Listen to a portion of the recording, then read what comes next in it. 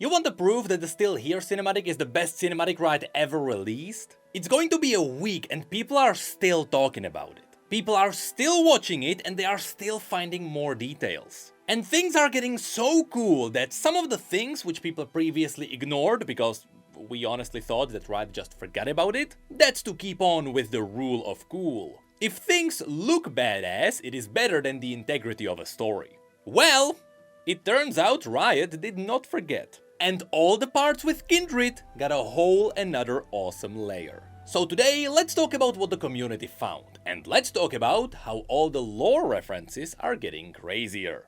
Now first things first, if you are wondering just how much better is the Still Here cinematic over all the other cinematics, well, according to the charts, Still Here has the fastest growing views out of all videos Riot ever released. And that includes all the views on KDA too. In fact, within the first 24 hours, KDA More was first with 12 million views, Warriors was second with 10 million, but now Still Here left them in the dust with 22 million views. And as of right now, 3 days after coming out, it is currently sitting at 80 million views. So rest assured, this cinematic is going places.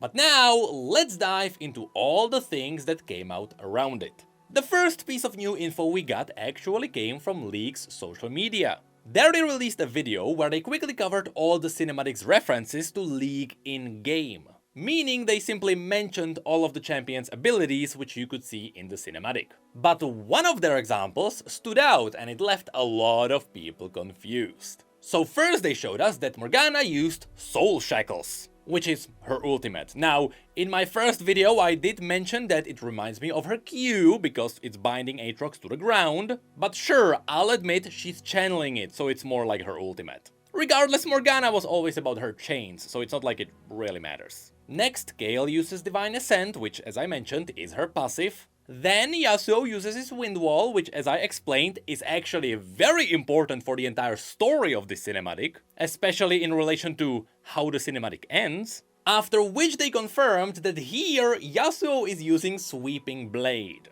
That's the ability where he's dashing through people. Now to be honest, I still don't know how much I wanna credit Yasuo just running to an ability in game, but alright, that ability is about dashing through people, which is exactly what he did here. Just know that in this video they specifically cut it before Yasuo starts cutting through his enemies with the wind. Because I'm pretty sure that's not supposed to be part of the ability because there he's just doing totally different thing. Anyway, I explained it in the last video. Then, of course, he's using his Steel Tempest, specifically the third hit with the Tornado. And then there is the one that confused a lot of people. Because here you can see Kindred's arrow coming in for Yasuo, and Riot calls it Hawkeye, which comes from Ashe. Outrageous, right? Now, all of you just didn't pay attention. See, even though this clip is showing you this arrow from this scene, it's not actually pointing at this scene. It is cut in a way so you can see the beginning of the next scene. Because right after this arrow lands, it reveals Tryndamere's scene. And I really mean, it is very subtle, but right above the area where Tryndamere is, you can actually see the reveal VFX from Ashe's Hawkeye. Like, that is the actual effect from the Hawkshot ability. Which probably explains that's how Ashe found Tryndamere in the first place. She used that ability to track him down.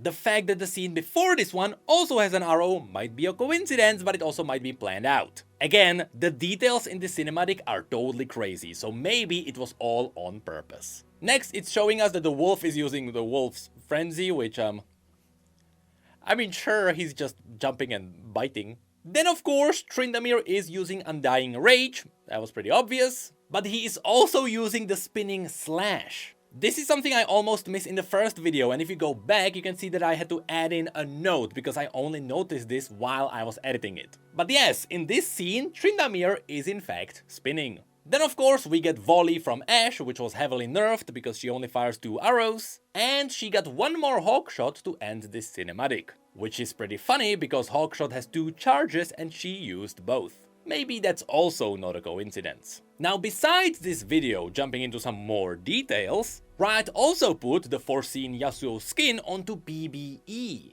where the skin got its own lore description. And it reads, Yasuo glimpsed many paths in his dreams. One saw him as an old man alone, having strayed far from his course. He had given up ambition, family, even love, all to atone for his sins which he could no longer remember. This vision was not a warning, but a reminder. For Yasuo knew he could always return to his path. He only needed to find it, or let it find him. So yes, in the end, this scene was just a vision. Which is a shame. I really hoped Riot would double down on this one. Olaf would deserve it. But it's interesting to see that it says that he had given up on his ambition, family, even love.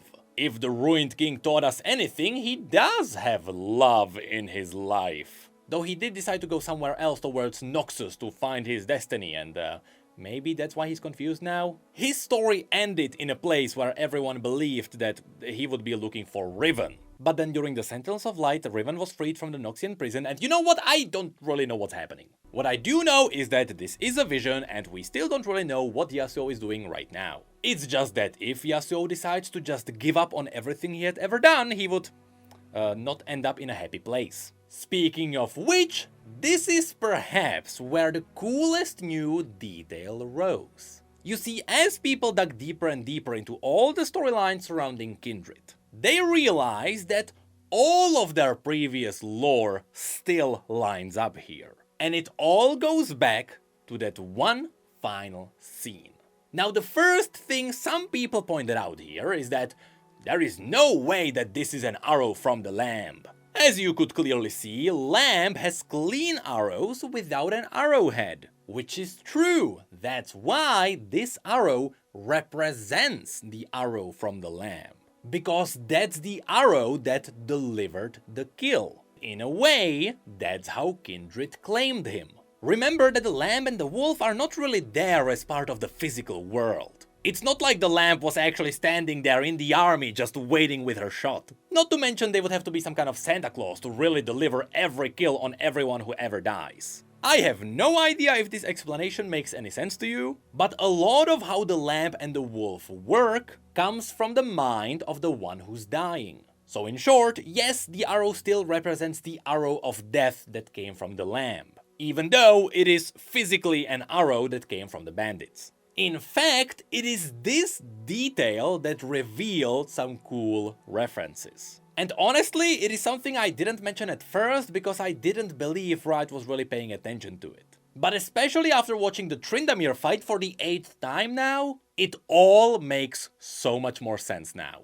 You see, the Lamb and the Wolf work as a pair, and they each claim a different kind of souls. The Lamb is the one who takes lives peacefully. Whenever someone dies and they are ready to just pass into the afterlife, the Lamb is the one who delivers the final blow with a swift arrow.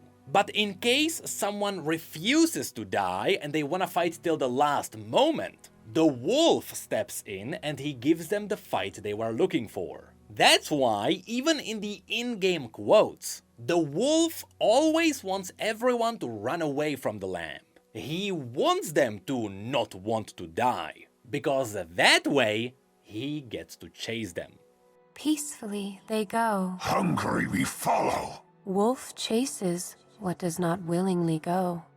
As a fun fact, for example in Noxus, they don't really believe in the Lamb. To them, death is just the wolf. Because Noxians always fight till their last breath. And so the Lamb rarely gets anything to do. So going back to the Yasuo scene, this cinematic specifically highlights that the arrow is the one that delivered the kill. And it visually hints that it is the arrow of the Lamb. Because in this scene, Yasuo accepted the peaceful death. That's why he closed his eyes and accepted it all. Which is also why seeing the wolf in the distance gets so much more meaning.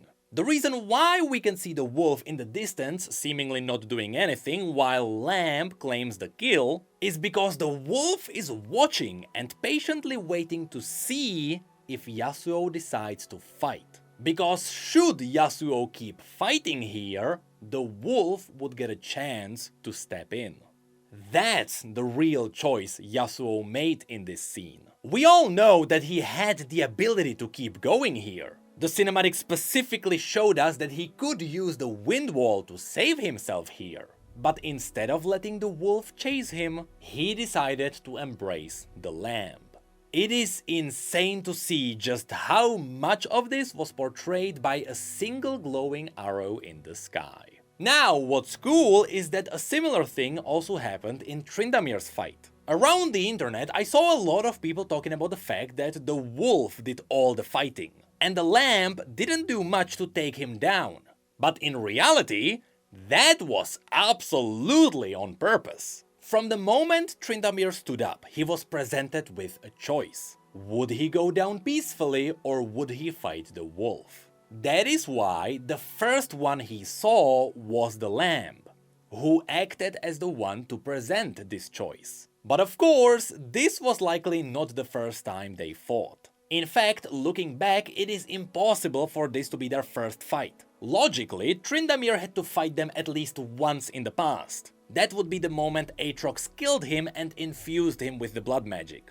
That's also why, in this cinematic, the wolf didn't hesitate to jump in. To them, it was obvious what would happen next. But now you may be asking, well, if it was the wolf's job to take Tryndamere down, why did the lamb shoot arrows at all? The reason is in fact very simple. Every time the lamb shot an arrow, it was to check if Tryndamere would accept the peaceful death. That's why, if you go through the entire fight, you'll see that the lamb doesn't rapidly fire off all the time. She shoots once and then she watches from a distance for a while as the fight with the wolf keeps going. To her, this wasn't a fight after all. She didn't have a reason to keep firing. She only did it occasionally to see if Tryndamere made up his mind. And in fact, she only shot 2 arrows before Tryndamere successfully fought him off. And every time he parried one of the lamb's arrows, he did it with the ferocity of a warrior, really denying that peaceful kill. So yes, as it turns out, even the way they fought in this cinematic had much deeper lore. And now, all of this ties into one single thing that popped off on Reddit. There was a lot of talking about Kindred tilting her head. I absolutely love this one because it could have many different meanings. And as they said in this post, it could be confusion. Why is he not dead yet? Mockery. You really thought that would work?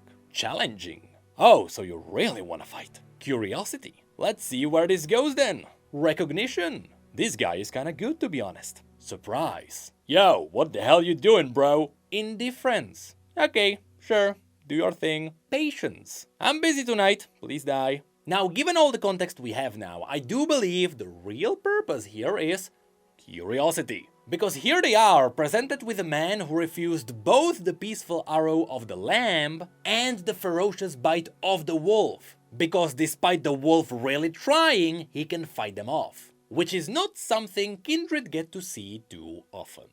And so yeah, that's all the new details that popped off in the last 3 days after the cinematic came out. Yeah, as I mentioned, this cinematic is going places. I love how around the internet there were a lot of people who didn't really like this cinematic because apparently it didn't have as much lore as some of the previous ones, like The Call. In the meantime, this one has more lore than all of the previous ones combined. But yeah, now I'm curious what else people are gonna notice in this one. As of right now, there are 80 million views on this cinematic. And I wonder how much of this is just people who keep watching it over and over again. For context, Brink of Infinity has 3 million. And I'm pretty sure most people didn't even finish watching it once.